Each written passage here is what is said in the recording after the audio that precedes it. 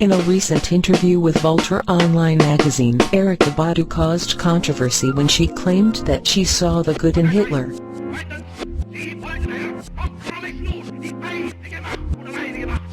And believe me or not, you look great. Like, I can eat you up.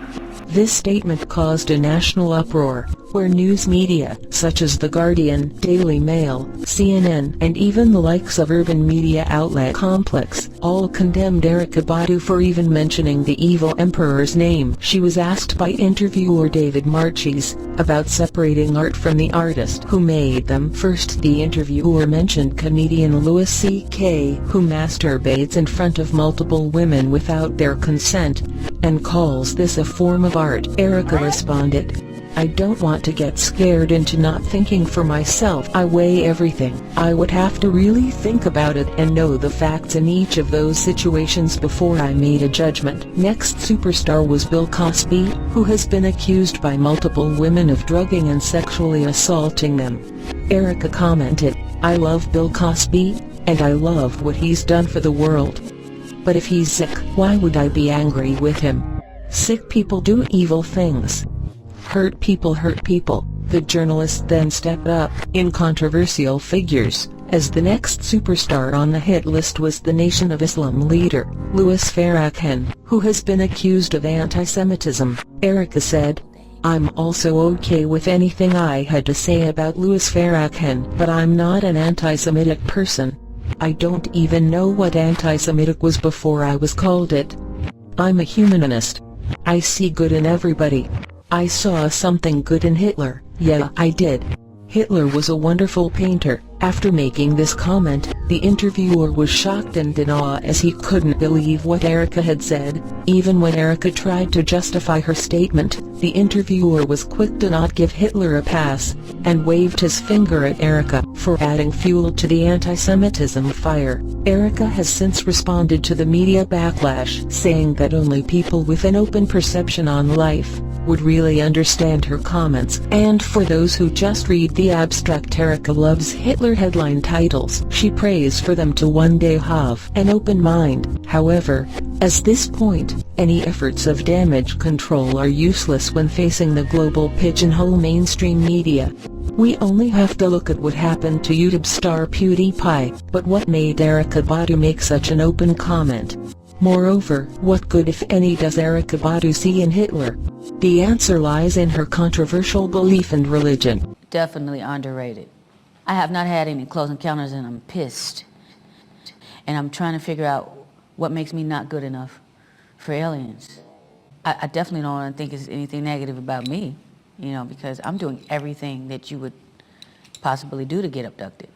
I read all the shit, I stay out late by myself. I have a little keyboard and I play the do-do-do-do-do all the time.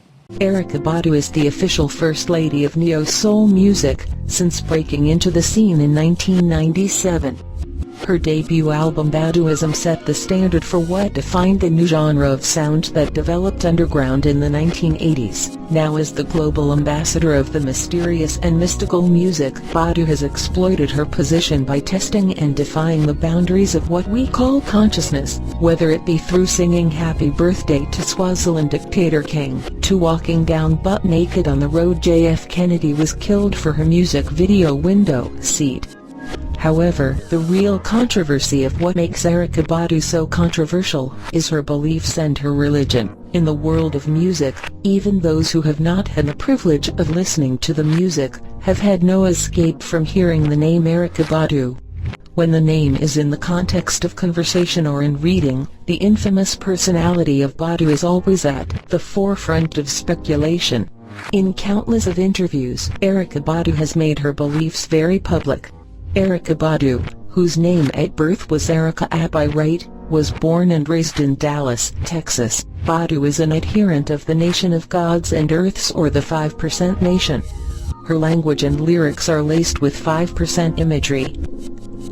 Her song On and On is particularly heavy on references, referring to the 5% teachings that God lives in the individual, specifically the black individual. Badu sings, "If we were made in his image, then call us by our names. Most intellects do not believe in God, but they fear us just the same." In one video, she recommends a book about the history of the 5% nation. Peace and light. My name is Erykah Badu, and I want to suggest some reading to everyone who wants to expand in some kind of way their consciousness. Wakil Allah's book, In the Name of Allah, A History of Clarence 13X, also known as The Father. But for Badu, it seemed like she disconnected from the 5% nation when she parted ways from her partner Jay Electronica. Erykah Badu no longer publicly defines herself as part of a religion. Nowadays, she gives her opinion on worldviews. Her relationship with the spiritual world seems to be more personal than the confinements of a religion. Erykah now lives a life close to that of a shaman, practicing Reiki, which deals with holistic medicine, and she practices doula. This is a ceremonial devotion done by priestesses of the High Temple. These priestesses can be found in cults or religions that have a hierarchy consisting of high priests and kings.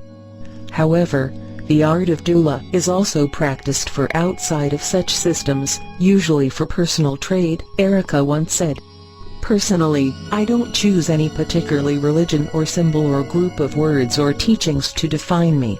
That's between me and the Most High. You know, my higher self. The Creator. I'm so much part of what America is. I'm a product of its teaching, of its thinking, of its isms, of its religion, of its education. I am conditioned, raised and developed by America. I am America." So does Erykah Badu's comment about the good in Hitler stem from her personal beliefs? Has Erykah Badu done some soul-searching on the life of Adolf Hitler and come to a very different conclusion than the one offered by mainstream history? What's interesting within the interview is that Erykah Badu was quick to pick up on the ancestry of the interviewer, David Marchese, who is in fact a Jewish man. It then comes to no surprise why his response was to duck, dive and call for the second coming of the Nazis when he heard the name Adolf Hitler. However, what wasn't a surprise is when he tried to associate Hitler's wrongdoings with the good Erykah saw in Hitler, in a way to twist her words, as if to say she saw the good in Hitler killing Jewish people. Why did the mainstream media attack Erykah Badu so harshly for a comment that was taken out of context? Well, it is no secret who controls Western media, and it is even less of a secret which religion dominates Western media and culture. So was it a bad move for Erykah to mention Adolf Hitler in good light? It seemed more of an attempt to diminish the negative connotation that the interview put upon the black leader Louis Farrakhan, by comparing his actions to that of the white Nazi leader Adolf Hitler. However, even with her good interview comeback skills, how quickly did Erykah Badu learn that even now in 2018, you don't mess with the Zohan? I feel like we losing it. You know what I'm saying? I feel like the people that are in control of what hip-hop does is so fucking white and so fucking Jewish until they don't give a fuck about what the culture and the craft and what it really is about. And the motherfucking Jews run the media, you know what I'm saying? And that go for radio, TV, all that shit, my nigga. You know, I just found out the nigga Mitt Romney owned Clear Channel. Wow. Yeah. The big Republican dude? Yeah, the man's trying to be the president right now. We fucked then. Yeah, I wonder if he tell fuck Master Flex what to play. Damn. You know what I mean? That shit crazy, my nigga, but it is what it is. You know, if you not in certain circles, you know, you ain't going past a certain point, or you might not just get in the motherfucking door, or if you happen to sneak in the motherfucking door, you can't go to the next level unless you know what I'm saying, you get down a certain way with certain individuals. That inspired me to be the entertainer that I am. These artists are always on tour because if they stop touring, they would totally go broken. And it's been, the record companies really, really do conspire against their artists. They steal, they cheat, they do whatever they can, especially the black artists.